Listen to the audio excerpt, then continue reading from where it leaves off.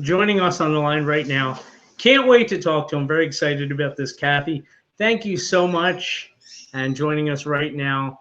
At one time, he was the longest tenured referee in WWE, I believe, in their history, really. Mike Chioda joining us on the line. Mike, thanks for taking the time tonight. How you doing? Good. How you guys doing? How's everything? All Yeah. right. Thanks This for is having really me. surreal. It's like Yeah. you're right here with us, Yeah. Right. right off my screen. You Sounds have good. you've lived the wrestling life for sure. I mean, all these different eras that you were a part of. Right. Any particular favorite memory for you as a referee? Man, I mean, there was a ton of them from when I first started. Like, I mean, the Razor Ramon match with the 1-2-3 kid, the Manhattan Center had to be one of my top of my list in the beginning of my career. And plus, I did so many other matches, like with Shawn Michaels and Marty Jannetty and all these guys, and so much talent back in the mid '80s, like late '80s. So, it then became like so many other matches with the Undertaker and Yeah. Triple H and the Attitude Era, and then when Hogan left, of course, with Hulk Hogan. Then when he leaves, he comes back. Just the Rock and Hogan match, and so many more matches down the road. It was a lot of them for in certain different reasons, and certain different. Some were technical, some were just like Rock and Hogan was an iconic match where the old school shove off and push off and tackle got over like a son of a gun. Yeah. what So what you were there for, like, if I'm counting right, if I'm doing the math right, you were there for something like 30 years, maybe a little bit more. 35 Um, years. Yeah, 35. 35 years. The company must have changed so much in that time. Yes, yeah, I did.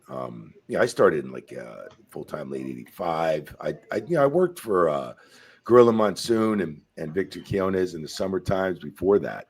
A couple years before that, as a teenager, working Wildwood, New Jersey, Philadelphia Spectrum, Salisbury, Maryland, like all the local shots that Gorilla Wow. had his territory in. Setting up the ring, selling programs. It was great then. I mean, even like in the '80s there. Like, and I do it in the summer times or on the weekends from high school. Summer Yeah. times are the best. But, talking like, I think probably a year later, I had 4 cars by the time I was 17. I'll tell you that. And that was mostly from working wrestling. I Yeah. did setting up the rings when I was doing with Gorilla, when I was, working with Joey Morella, and Victor was always running the ring crew and everything else. And I'd get paid $50 for the robes, $50 for the ring, $50 for Wow. music, $50 a time keep or play music or whatever. And then Yeah. he said, "Oh, you got to sell programs." I'm like, "Oh man," I'm like, "Programs are how much am I going to make?" He's like, 10 cents off the dollar. I'm like, "Oh man, I'm not going to make nothing." Next thing you know, I sold 3,000 programs on a boardwalk in New Jersey, Wow. and the place only held like 1,200 at Convention Center. But people were just buying programs for their dollar with Andre on the cover, Big John Studd, Yeah. Tony Gurria, Rick Martel. And then I was like, "Oh, I'll sell programs all the time." I was making like 400 or 500 bucks as a kid. But I was That's hustling. crazy. But those are some good times, man, and definitely were some good times. Well, it sounds like you were quite the hustler. You mentioned Gorilla Monsoon and the Morellas. Could you talk about that relationship? I know that was really, really important to you, especially Yeah, it was. getting started. Yeah, getting started was really important and everything, and definitely they got my foot in the door. And then, and I took it from there and earned it and stuff. Worked hard. Don't miss shows, don't miss days. Be reliable on the road, be on time, do your job right. 85 when I did started full time with the crew. Late '85 became a Chief Jay Strombo and Gorilla talked, and they wanted to make me a referee, and Joey was going to help me out and coach, which he had done very much. Um, and some of the other refs did too. It's Tim White back in the day always helped me with things, and a lot of Danny Davis and Freddie Sparta and a lot of guys in the territory did. Dick Worley was even a great young, I was his young mentor. He was my mentor, like Dick Worley was. Great guy he was. And I started refereeing in '87, and then made my debut on TV in '89. So it took off from there. That's for sure. But mostly the relationship with Joey was helping me in the business. Growing up with him in Willingboro, New Jersey, So we grew up together for many years until he had passed. God bless his soul. And had a relationship with Gorilla and Valerie. I went to school with Valerie in high school and everything. Like we were kind of just like high school there. Like so we hung out a lot. I don't talk to Miss Morella. Heard passed recently. Was sad. I was in London at the Oh time in man. February. So it was sad because all I could do was send flowers at the time. I was never going to make it. Yeah. So it's just starting in the business. I owe it a lot to Gorilla Monsoon and Joey Morella. No, that's really interesting. Now, Kathy tells me that you guys go way back as well. I don't, but she Right. exaggerates, so I don't know. Yeah, we do. We Now, go way come on, back. Chioda. We know we go way back. That's right. We do way back, way back, Way back machine. way back in the '80s. That's cool. Yep. No, What's that's up, really Kat? cool. How you doing? Good, Mike. How you been? Good, very good. Thank you. Thank you.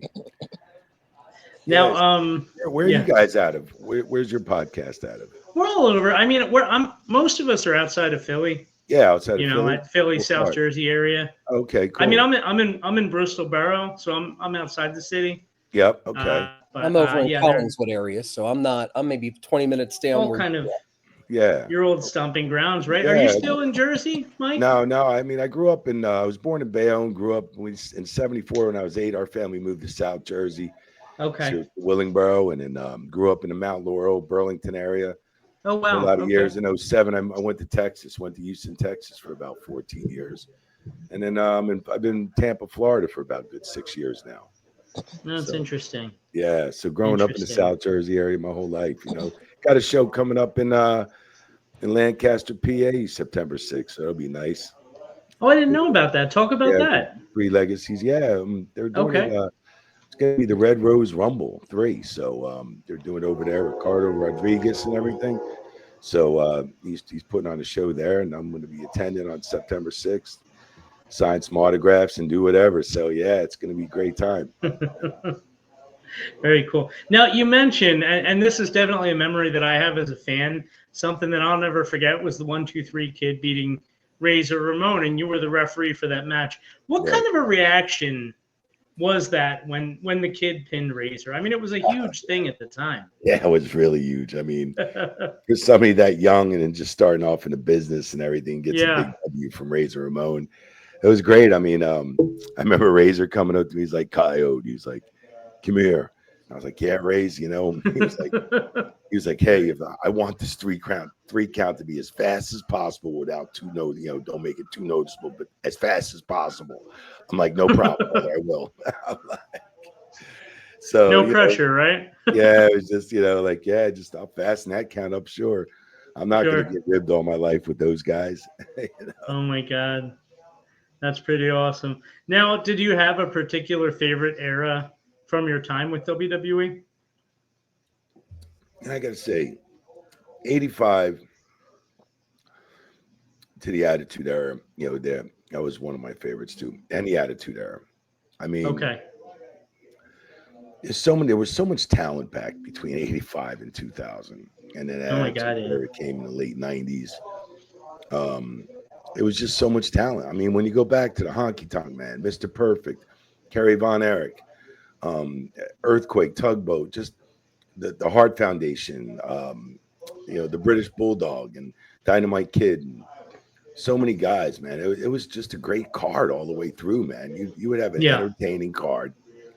I mean, there was just, I can go on and on, list of talent, right, from the 80s to all the way up to 2000. But phenomenal times, man. I mean, Ricky the Dragon Steamboat and so much other talent. It was amazing. So, but then the Attitude Era came. So that's kind of one of my favorite there too, man. I gotta say, that must have been an experience, being part of the Attitude Era. Yeah. And you had to have known it was really special at the time, right? Even before it kind of took off in '98.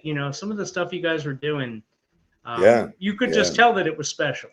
Yeah, I mean, and then we had Taker for the late 80s and all the way up into the 90s, and up to all these years too. So I mean, Taker was on top, I mean, even though he didn't have the title as much, he didn't need it because he was so over. He was the Undertaker. We just had so much talent in the late 80s, mid 80s, and 90s. That's for sure. Yeah. Now, one of the listeners, they want to know your favorite wrestler to call their match, basically. I'd say there's a ton of them. Yeah. I never really, I mean, Rock was so easy. Hogan was so easy back in the day. I Yeah. mean, it was just, who was very particular, and I did enjoy it, was Shawn Michaels, even with the Rockers when they first came in. I was working a lot of their tag matches with the Rougeau brothers and all that, and everybody else. And I remember enjoying working with Paul Roma and Hercules, man. Power and Glory. They were fun. Yeah. Yeah, I mean, the Barbarian, and I mean all the guys, Warlord and Barbarian, and everybody. But yeah, I'd have to say Shawn Michaels, man, it was great working with him. He taught me a lot in my earlier career too. He was very particular how to do his tag matches and his singles when he became very popular in his singles. Did you know when he was a tag guy that he was going to be special like that? Yeah, I mean, you kind of know who's gonna like. If you ever think about it, with all the tag teams that come out, whether it Yeah. was in the 70s, 80s, 90s, 2000s, and you can go on and on, right? And you could say, okay, this guy made it big. This guy went this way, and the other one was south. It's Yeah. kind Yeah. of like, okay, Sean made it to God to be the showstopper. Yeah. I would say, the British Bulldog went on to have a great match with Bret Hart, 92 Wembley Stadium in London. Yeah. Joey Yeah. Morello was the referee there too. Um, if you look at like one of the Usos right now, one Uso is flying to high champion, Yeah. you could just go on and on about any tag match. You name a tag team, and there's one guy that went, they made him a superstar, and one guy didn't. Couple tag teams, they both went to be a star, but not too many. Yeah. Yeah. Kathy, you had a question for Mike.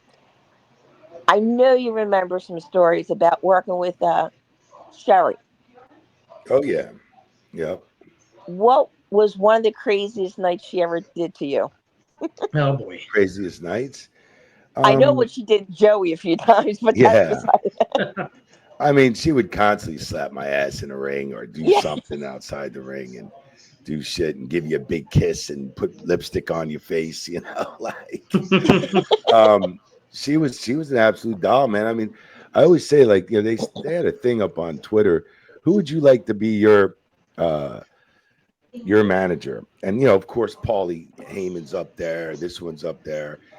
And I'm like, sensational Sherry by far, man. I mean, look what, her and Sean, they were a fucking item, bro. That was badass when Yeah. she used to come out there with Sean back in the day. So, yeah, I miss some sensational Sherry. That's for sure. Now you've mentioned Joey Morello a bunch of times. Obviously, a huge loss for the industry in the early '90s. There, Right. How did that affect you, and how did that kind of affect you moving forward, not having him around anymore? Oh, it sucked for a long time, man. It was hard. I mean, the family never got over it. Mr. Morello and Mrs. Morello never really got over it, and Valerie. Their other sister too, Sharon. I'm sure. It was just hard for. I mean, God bless. It was hard for the family. It was hard for us as friends, and the way it happened and stuff like that. So yeah, it was just he's deeply missed, man. Deeply missed and never forgotten. That's for sure. I always push, if it's the referees that got to go in the Hall of Fame, man. By God, it should be Joey Morello first. Yeah. With the Andre the Giant match and Hulk Hogan and many more he did before he passed. Yeah, now it was definitely a really sudden and really impactful. Very sad. Mike, do you ahead. remember that night I was supposed to drop something off at your house? And it was before cell phones. And I kept driving by your house because I couldn't see the number. And I called you and he goes, "What's the problem, Kath? Joey's standing right out front." I do not remember that though. And I drove by and I'm like going slow. I hear, "Are we going to go by again?" I said, "Well, maybe if you were by the curb, I could see you." That's funny.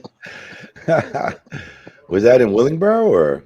Yeah, it was at your parents' house. Oh, okay. Yeah. Okay. God, that's long. That's funny. Holy That's shit. funny. That's a long time. Yes, it was, Mike. Mike, one of the listeners, they want to know Anybody in particular that really roughed you up in the ring, either accidentally or on purpose or whatever? Any really big bumps there? I'm sure there were quite a few. Yeah, That's actually what I was going to ask too. Is what was your favorite ref bump that you took? yeah. I mean, Favorite? Yeah. I don't know if it's a favorite, but I mean, a super kick with Shawn Michaels and Cena at WrestleMania. I have to say one of them is with Stone Cold and The Rock at WrestleMania. I did the first 10 minutes. I Yeah. got a chair shot over the head. Oh boy. I mean, there's so many bumps I've taken out there, and like even in the Eddie Guerrero Benoit match in at a pay-per-view in Colorado, man, I took 3 bumps during that match. It was like, and I still finished the match. I was like, couldn't believe it. As we were discussing the match, they're like, oh, you're gonna get bumped. I said, oh, another ref's gonna come down. They're like, no. Then he said, you're gonna still continue the match. Oh, and then another bump. I said, oh shit. And then another ref comes down. No, you're in, you're still in, bro. And I'm like, what? And they were like, yeah, man. He was like, and then another bump. You know, Benoit's gonna hit the headbutt and hit you accidentally. I'm like, what? And then another ref comes down and like, no, you're gonna finish the match. I'm like, shit, I'm strong as hell. But Super Mike. there was you know, a ton of matches. I went through a table with the Dudleys, and you know, Yeah. there's a bunch of bumps, man. Like, you know, as long as the bumps went well, I enjoyed them. You know, Yeah. because you know it made the match go perfect. Everything went smooth. I did my part, my job as a referee, because you know when a referee is called upon, one bump, and these guys are taking 30, 40 bumps a night in the match, and I got to take one bump, I better do it right, you know, and then I better Right. execute it, you know, make it not look stupid either, you know. Yeah, and I'm sure that got accelerated too as they got closer to the Attitude Era, because it was just a whole lot more physical. At least it seemed like that to me as a fan. No, it was. Yeah, it was. It Yeah. sure was. Yeah. Yeah. Definitely was. I mean, I've What? had broken noses, shoulder surgery, knee Oh my surgery, God. everything, and a lot of like gashes and everything, twisted ankles and tons of stuff. You know, teeth replaced, the front 4 teeth. Ooh. I mean, yeah. So Wow. yeah, I've had my share as a referee, that's for sure. Was Since there you ever a mentioned time when? I was going to say, Brady, Go ahead, since you go ahead, mentioned the Ryan. Attitude Era and going, Yeah. you know, when you ended up having to go out into the crowd and all, because it seemed like a lot of times those matches were going out into the crowd. Right. And the fans were just insane at that point. Like, Right. did you ever have a situation with a fan? Like, was there ever a time where a fan put their hands on you? I was trying. No, at times they would be pushy or they'd be cool about it, but most of them times the Attitude Era, you were walking by a bunch of puppies coming up. Ping, you know. I mean, DX had all those girls pushing up them puppies. You know, it was Yeah. fun It was a times great back time. then. Yeah, beer was getting thrown, everything was happening. You know, Right. you smell like mustard, ketchup, beer, soda, whatever, chips, nachos. I mean, yeah, it's stuff Did all over you you. did you ever feel unsafe? I mean, no, not really. You know, at times you got to, you know, watch. You don't know when somebody's going to do something out of the ordinary or something. Yeah, yeah.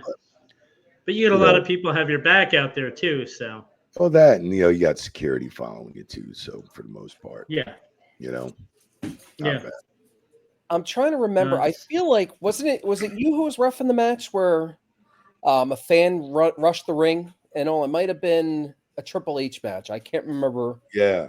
at all Yeah. because I remember like it just watching it and it's like, you know, getting a few liberties on the, you know, on the guy for Yeah. But I remember when Triple H, it was in Germany, and Triple H had him pretty good and everything. I'm trying to kick him, get in there, and then Trip's like, "Hey, you're kicking me in the fucking Third man face." in. And I'm like, "Oh shit!" I'm like, "I'm sorry, Trip."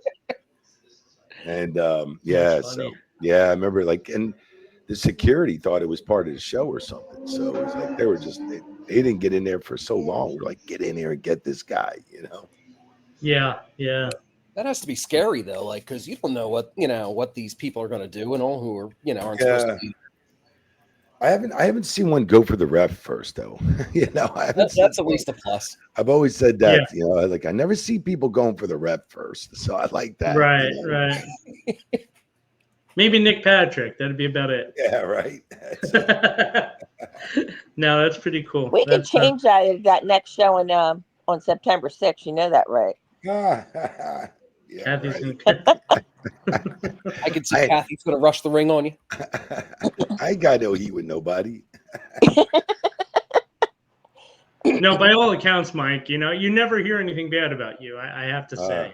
Appreciate So that. I didn't know you personally, but I've never heard anything bad. So Oh, that's you good seem thing. like everybody kind of likes you, which is a good thing, I think. Yeah, right. Yeah. That's it. Now, yeah. No, your career, it went basically all the way to the pandemic. Am I correct about Right, that? Your right, WWE career. right. Um, 2020. yeah. What kind of 2021. precipitated that? Were you about done at that point, or? I mean, I was looking forward to be done and looking at training refs and doing other things in the Yeah. company, but never came to that opportunity during COVID. So, it was just a Yeah. shock. It was like Tony Chimmel, myself, Tom Carlucci, a couple other people that got released, and it happens. I mean, it does. For 35 years, I've seen it happen to so many other people. You just Yeah. didn't know, and it was kind of a shocker when it came to us. When it came to me, myself, and Tony Chimmel, and something like that. So it's a shocker at any point. I just thought they would maybe give us a heads up being there 35 years or something, but companies don't do that. So, but I had a great run, great career. Can't complain, man. No, you really did. Now you also did some work for AEW there a little while ago. How would Right. you compare the two companies? What was that like being down there? Completely different. Okay. Really laid back at AEW. Really laid back. I don't know if laid back is a good thing sometimes, Um, but it's just two different companies. I mean, you're talking at the time when I came in, AEW was fairly new, right? At the time, which was unbelievable. Hmm. Cody Rhodes and Tony Khan had started and everything. Um, and Cody did a hell of a job, and I had no idea what happened there because they lost a hell of a worker, hell of a guy. And then, I mean, like WWE was established for so many years prior to that. Yeah. They got a big office, they got this, they got that. I mean, they're so organized. If you look at their WrestleManias compared to AEW WrestleManias, even still now are different, but AEW is trying to work their way up. They're trying to work their way up, and I'm sure they got a bunch of talent there. They got a ton of talent. Sure. I mean, it's just good for another company to be around too, for the boys to work somewhere. Definitely expands everybody working, more people employed in our business. And I mean, they got a great thing as long as they execute it right. That's for sure. Yeah.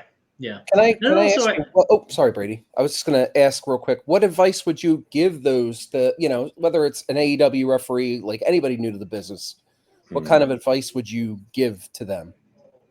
Probably get a good set of knee pads. Good set of knees. Yeah. I mean, it's just do your job. If you're a referee, you want to apply your rules and regulations. Don't oversell everything. Sell the big spots because you see the stuff going on in a ring 52 weeks a year, 2-3 times a week.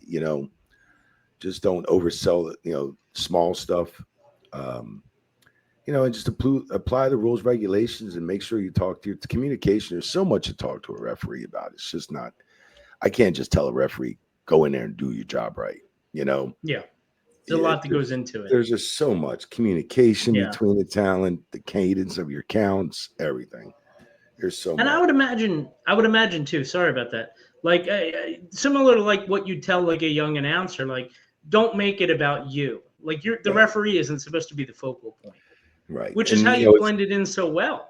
Right. Less is more. You're not in there for yourself. You're not. I mean, I remember one time I have Chief J and Jack Lanza, Chief J Strombo waiting for me when I was so young in that bow tie and green.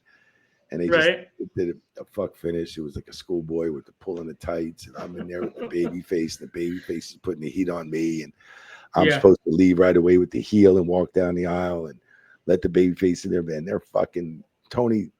I mean, Chief J Strombo and Jack Lanza just ripped me a new ass. He goes, "What are you in business?" And I'm slapping 5 to the people coming back down the aisle, and they're just sitting there steaming. Like, I got an earful, man. And like I learned that was my learning point right there.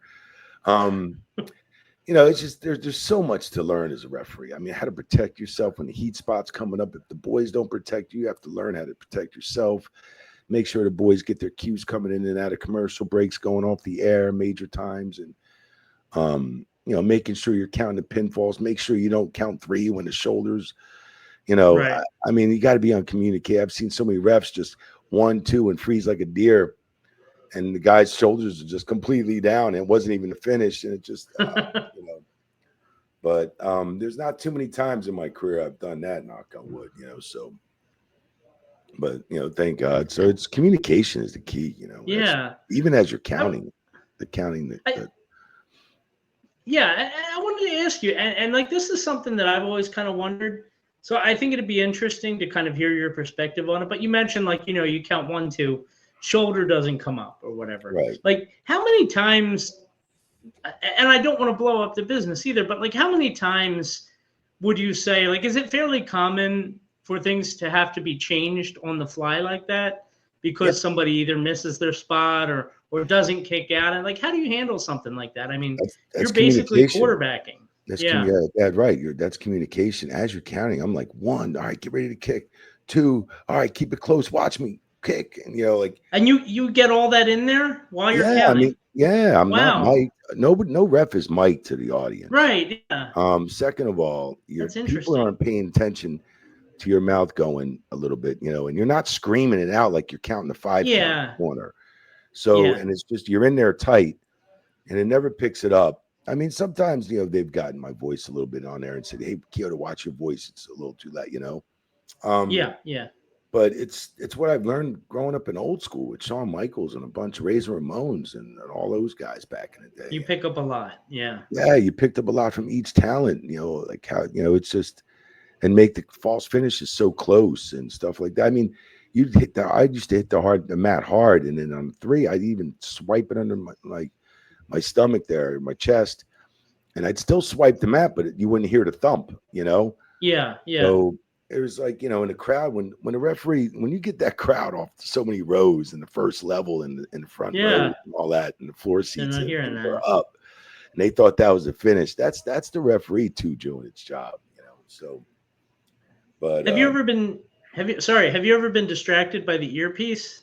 Yeah, that's when you get an agent that talks like a million miles a minute and everything, it's you got your spot coming up, you got to make sure you're there for all the pinfalls. You're trying to do your job, you're applying the rules and regulations, you're calling spots between those two, the boys sometimes, and you got an agent going da da da da da da da da da da da tell him. It's like, if you don't mind me asking, what are some of the things you're gonna hear from from the earpiece to the person? Like, what are some things they're telling you? They're telling you things that they see on TV, or they want this, turn him around this way, make his face. I want to see his face in a hard camera.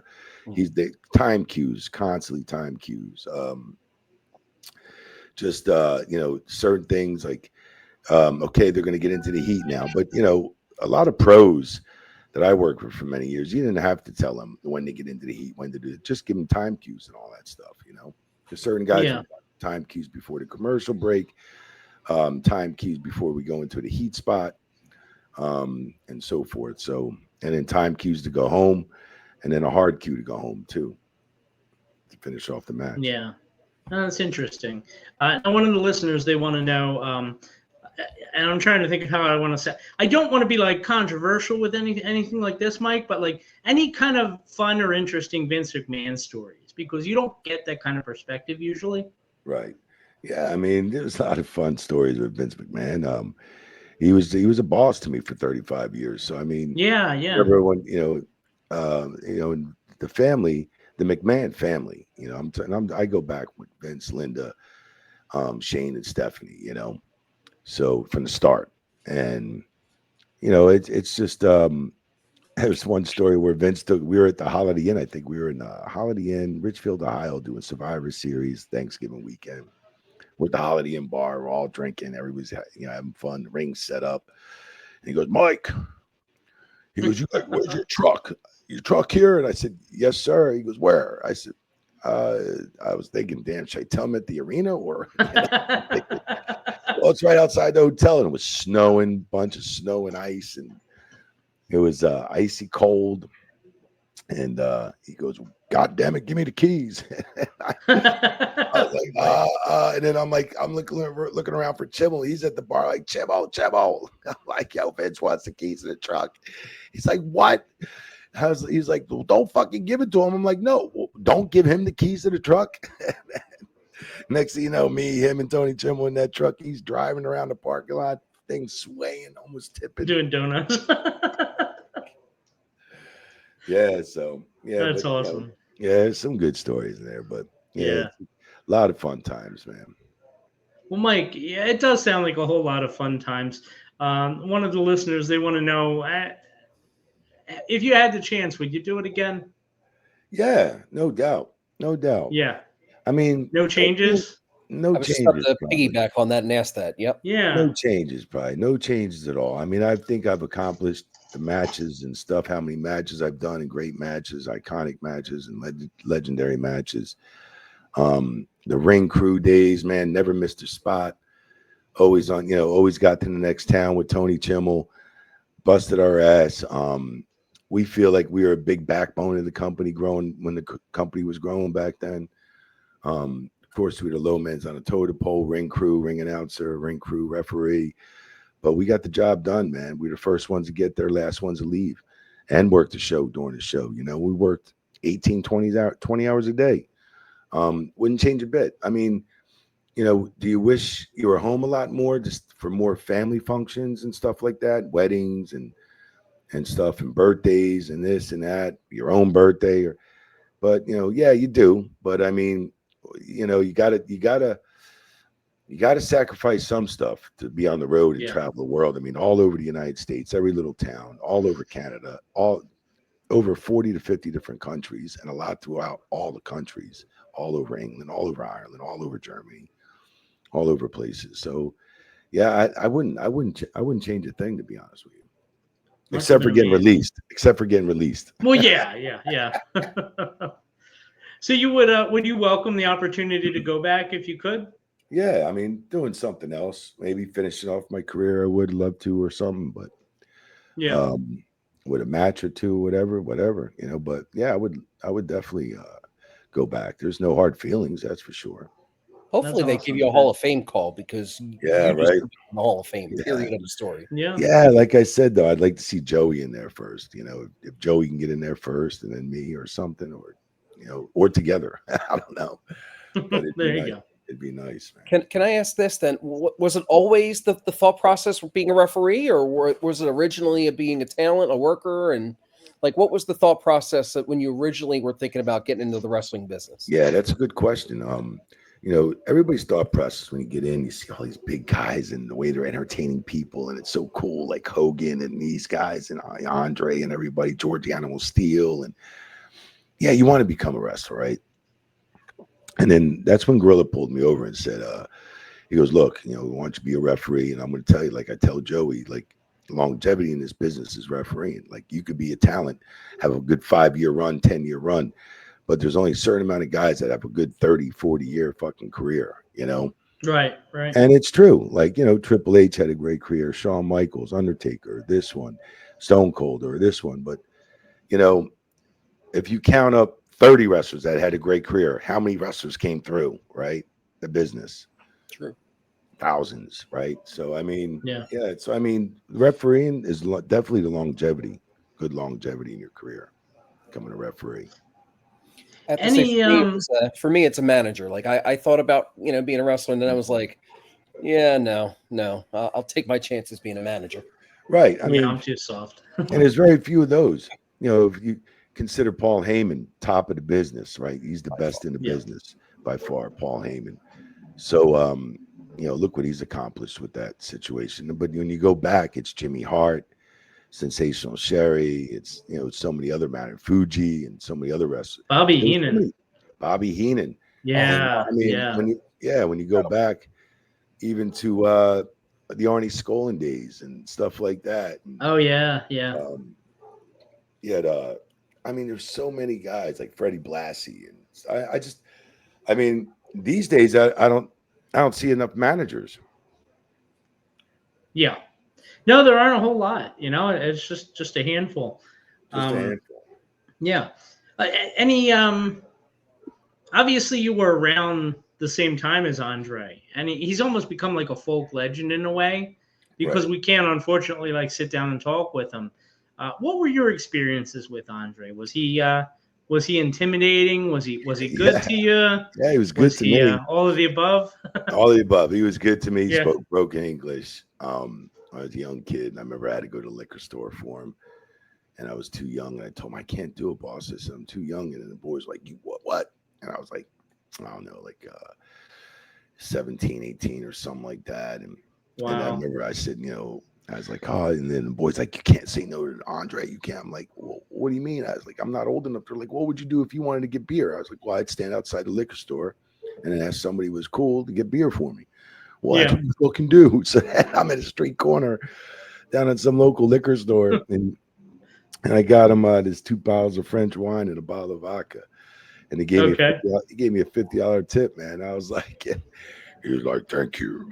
I was like, oh, Yeah. man, boss, thank you very much. I was like, anytime you need it, I'll go get it. Well, like I was thinking, like how much, like okay, so like 3 bottles like that would be enough for a night for him. No, I think that was before he got in the ring. That was pre-gaming. Yeah, Gotcha. he played cards with Arnie Skolin and just drink, and Arnie be sitting there smoking his cigars, and they be drinking. Yeah.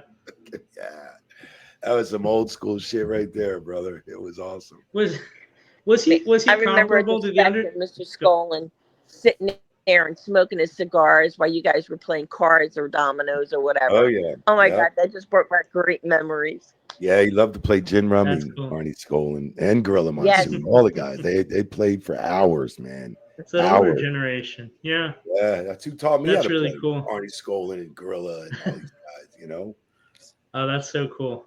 Yeah. That is so cool. Now, Andre was obviously a locker room leader in the late 80s, early 90s.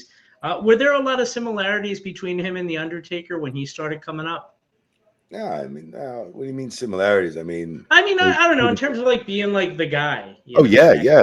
Like, Okay. I mean, if you want to call like certain guys the head of an Italian mob or something like that back in the day, they were the Right. godfather of the business. Andre was the first one. I'd say Undertaker was the second one. Wow. And I really don't know who would be the godfather after Undertaker. I'd still say he's still controlling the godfather of the business. To tell you the truth. Yeah, it kind of sounds like it. That's Mhm. interesting. That's really cool. I like that analogy too. That's a cool analogy to phrase it as. The Godfather? Yeah.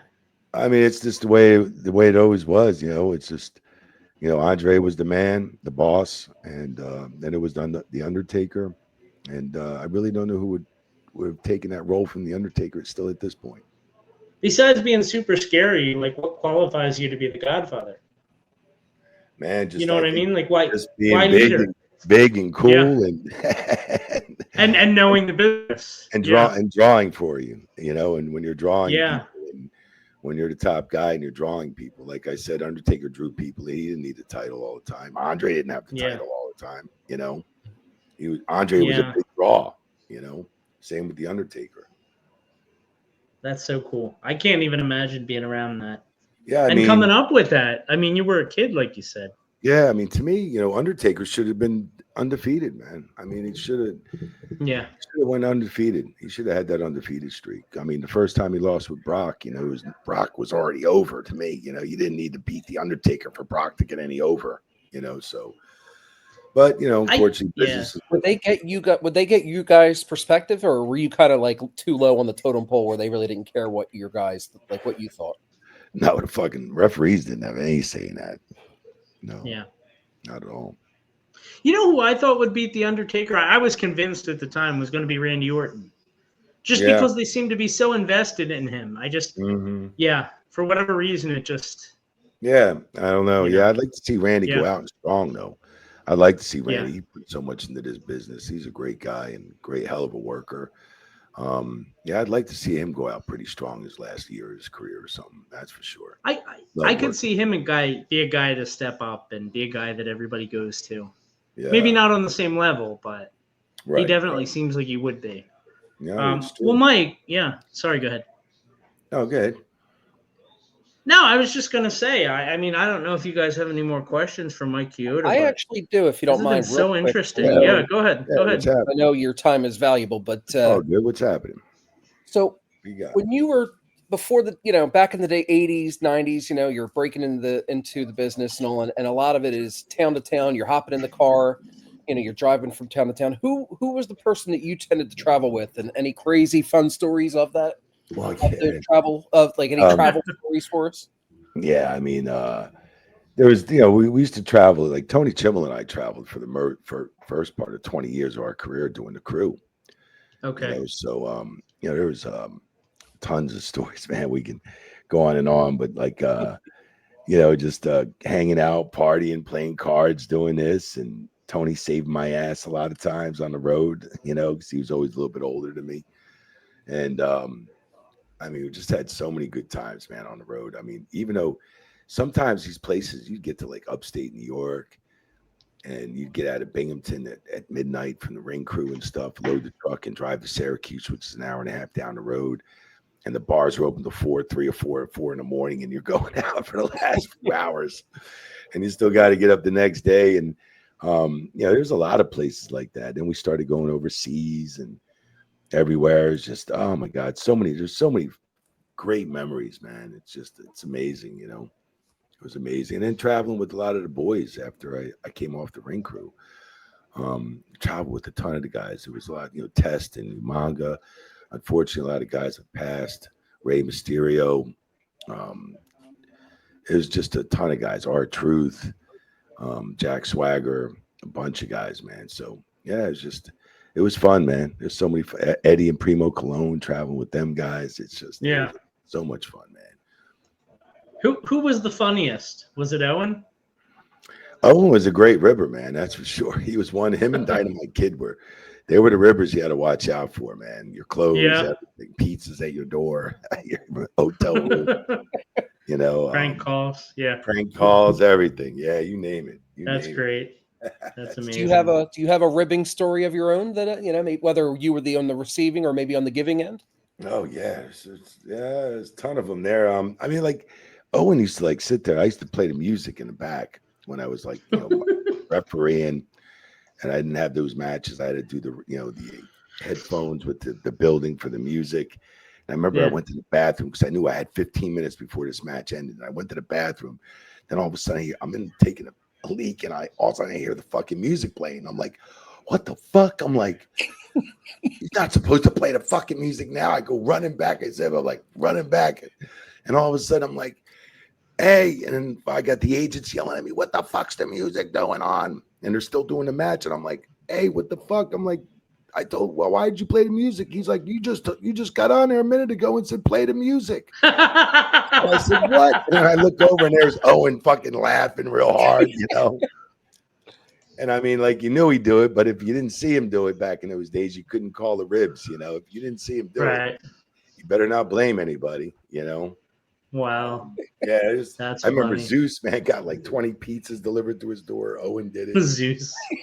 And we were overseas somewhere, and he was hot, man, because they put it to his room. They charged his room or something. Oh, my God. I've seen guys like people like commissioners, refs, or commission people, or they'd go in there, put their suit jacket on the end of the night, and go put it on, and the sleeves cut out. And they're like, what the hell? Some guys go to tie their laces up in their boots, and then they just fall apart because they're all cut through. Yeah, a ton of ribs, man. That's funny. You could write a book. Yeah. Yeah. That book's coming soon. Is it really? Yeah, it's coming soon. That's awesome. Do you have any details on it, or too soon for that? No, too soon for that, but it's coming. It's coming soon. Oh, okay.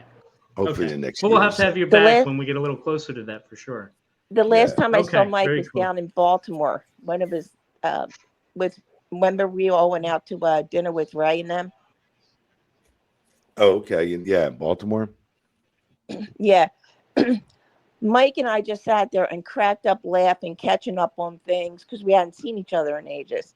Right. And Dominic was just sitting there. He was just starting. We had so much fun, and like as I always say, Mike, it's always good to see you. You're my Yeah, always oldest, good to dearest see you friend. too, Cap. Yes, yes, dear. It is good to see. Always see you, Cap. Yeah, look at Dom now, huh? Ah, He's Amazing. something. Yeah, he's just He's got something. natural talent, man. That's just natural talent there. Totally. Yeah. And I don't know that anybody saw that when he first started. He's just become so good at what he does. It's amazing, man. He's just got it in his Yeah. blood. He's got it. He's just generations. That's it, man. He's got it. He's got it in his blood.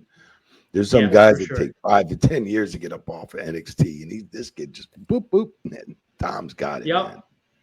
Was Yeah. there anybody So like proud where of him. you really looked at and you just said, "Wow, okay, this person, even as young as they are, they just get it"? Was there anybody that really stood out to you in that kind of way? Yeah, Kurt Angle when he came into the business. Yeah, this guy, as a collegiate wrestler, Olympic wrestler, and like the way he transformed into a professional wrestler was fucking amazing. It was amazing Yeah. on the stick, on the mic, in the ring, everything. Yeah, Yeah, he was he the was a complete package. Very complete early package, on, too. So complete good. package and brute, man. Still good, right? Yeah. Amazing. He's And the Rock, the way he transformed, yeah. amazing. You know, remember he was Rocky Maivia when he first came in, boy, and he turned that shit around in a few years, and boom, that's it. Look What where was he's it? at now. It was almost like he was like it almost felt like he was like handcuffed or he didn't know what to do, and then like boom, like all of a sudden it clicked and there Yeah, was no going back. yeah, and look at, I mean, Stone Cold Steve Yeah. Austin. He was Steve, just he shaved his head and boom, boom, boom, boom. And before you know it, he was Right. kicking ass, taking names, and kicking the boss's ass, which everybody loved to see. Stunning Linda, stunning Vince, stunning the Shane. It's like. And the funny thing with Steve is he was pretty good even in his WCW days. He still was pretty darn talented. Right. Yep. Yep. Yep. Yeah. He sure was. But he turned it completely around too. Turned it completely around. Well, there were a bunch of those like WCW guys that once they jumped over, it just like it became like Mick Foley's another one that comes to mind. Like, Right. Nothing against him. I mean, he was a great wrestler. I really enjoyed him in WCW. But when he came over and like they kind of took the handcuffs off, Yeah. he shot right to the top. I mean, God, what character did he get over? Dude, Love, Mankind. I know. I mean, even the times he brought Cactus Jack, into back and all. Amazing. Yeah. I mean, one of the greatest promos, I have to say, I don't know if you would agree with this, Mike, but I think one of the greatest promos ever was that before that match, that hardcore match with Hunter in, what was that, I guess, late August, early September '97. Okay. When he did the promo where he's in his mind with all three of them. Yeah. I mean, that was just absolutely fantastic. And then, right. And then when as soon as he says Cactus Jack's back, and all of a sudden you hear the crowd just go, berserk. It was just one of the most amazing things to watch. I mean, look where he took the business when he came off the Hell in a Cell with the Undertaker. It was just like, what the? I mean, it was like, holy shit. Holy shit, Jan. How much of that stuff were you guys aware of that was going to happen in that? Like obviously you can't predict that the chair's going to come flying down when he's chokeslammed on top of the cell and end up going through it, and it's going to smash him in the face. But how much of that were you guys at least prepared for to know what was going to happen? Yeah, we knew some stuff was going on. Yeah, that's for sure. So there were some things that were set and everything for that match, but it wasn't really just how it was preset. It was gonna, was it gonna execute right, or is somebody gonna get killed or hurt? So I'm sure that had to be there was no telling that. There was no telling that. I'm sure you guys were holding your breath as you're watching some of that stuff, even if you know what's going to happen. Yeah, everybody was. That's for sure. Wow, crazy time. Yeah. Do you still watch? Do you still watch wrestling today? Yeah, here and there, a little bit. Yep, sure do. I was going to ask if there was anybody in particular that jumped out at you as like, yeah, like they're going to be huge. Like, I mean, if I'm coming up younger, like Logan Paul or something like that, or wow, okay, I could see that. Yeah, I mean, like Roman's already established. Certain Usos are established. Well, I was thinking, like you mentioned, like Dominic Mysterio. I he definitely is. Yeah. Dominic, I mean, give him a couple more years. I think he's going to take it to the moon. Yeah. He should. I'd like to see him have the title within the next 2 or 3 years. I think that's possible. I could see that. See that. Yep. Definitely another feud with his dad before his dad's done. So. I don't want to see another feud with that, but no. Nah, I mean, I'd just rather see him Okay. go on his own, do it as he already had the feud, Yeah. Okay. Okay. Very good. Now, Mike, I know you mentioned you have that show coming up. Can you remind us again the details for that? Yeah, it's the Red Rose Rumble 3, man, on September 6th in Lancaster, PA, the baseball stadium there, the ballpark, minor league stadium there. So I'll be out there signing autographs and during the show we're doing something. So it'd be great, man. Come on out and check me out, man. It'd be good to see all the professional wrestling fans. Haven't really What's the been out name of that the way. company? It's Sorry. Three Legacies. It's Three Ricardo. Legacies. Remember Okay, Ricardo? Rodriguez. Yeah. Rodriguez Yeah. and Okay. everything. So yeah, He's a good guy. He's a great guy, and I'm Yeah. very proud of him. So what he's really establishing a good company out there in Pennsylvania. So it's awesome. I'm happy for him, man. Because sometimes there's life after WWE and AEW. There's life. I do hear that. I like to see that. Definitely. Yeah, He's got a great thing going on. So I hear it's an amazing company. Crazy question for you too, Mike. And all. Yeah. Any thought of you ever starting your own wrestling company? No, I'm training reps in Orlando. So I got my own studio out there and everything. I do it every 3 or 4 months. Thanks. What's it called, if you don't mind me asking? Storytellers Masterclass with Mike Chioda. Mike Chioda's Masterclass, and we already had 5 classes already. So that's I do awesome. them like every 3 or 4 months. Give the students, there's students flying in from all over the country. One girl from Australia, a couple people from Montreal, and some other places, and all around the country. They're coming in from Arizona, Missouri, Pittsburgh here. So it's really building up, and I don't just do like a 2-hour seminar. I do like a 2-hour Q&A on a Saturday. I do it Saturday and Sunday. A lot of locals came for 2 days, but a lot of local refs from Florida will come for 1 day, either a Saturday or Sunday, whether they got shows or work. And I do a 2-hour Q&A and then a 4-hour in-ring session each day on Saturday and Sunday. So it's definitely worth it. And we have workers that work in matches, and I put the referees through drills and spots and heat spots to protect themselves. We go through everything they need to. That's awesome. Yeah, it does sound cool.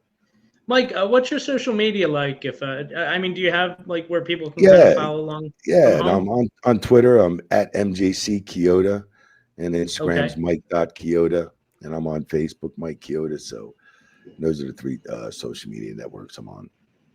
That's awesome. Any other questions, guys? We gave you almost an hour, and it flew by like it was nothing. Yeah, I know. I hope we're not like holding you up or whatever. No, it's all it's cool though. Yeah. Well, before we let you go, I'll be out at that show in favor? September, though. All right, sweet, Kat, sweet. That's cool. I'll see you then. When is this? September? 6th. I know I'm a bad interview. I asked like 3 times now. Yeah, it's Saturday evening. All right, cool. I'll check that out. Cool. Mike, before we let you go, can I ask you a huge favor? Yeah, what's up?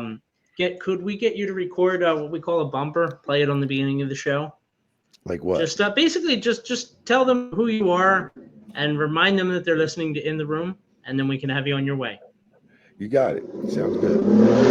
Once the motorcycle goes by. It's a nice night. All right. This has been quite the night between tech issues and the dog wanting to play with me during the beginning and the motorcycles and the ambulance. It's been a fun night. All right, you got it. What's the we'll clear now. What should I put over your podcast? What's the name of the podcast? In the Room. It's called. In the Room. You could just put it over. Yeah. You got it. And just tell people who you are. You got it. 3, 2. Hey, I'm Mike Chioda, the 3rd man in the ring. Maybe to somebody, the ref of your childhood. Listen to the In Room podcast live. Catch you. Thank you so much, Mike. Thank you. Awesome. And it was a real pleasure, man. You got it. Thanks for having me. All That's right, Mike. Kat. See you soon.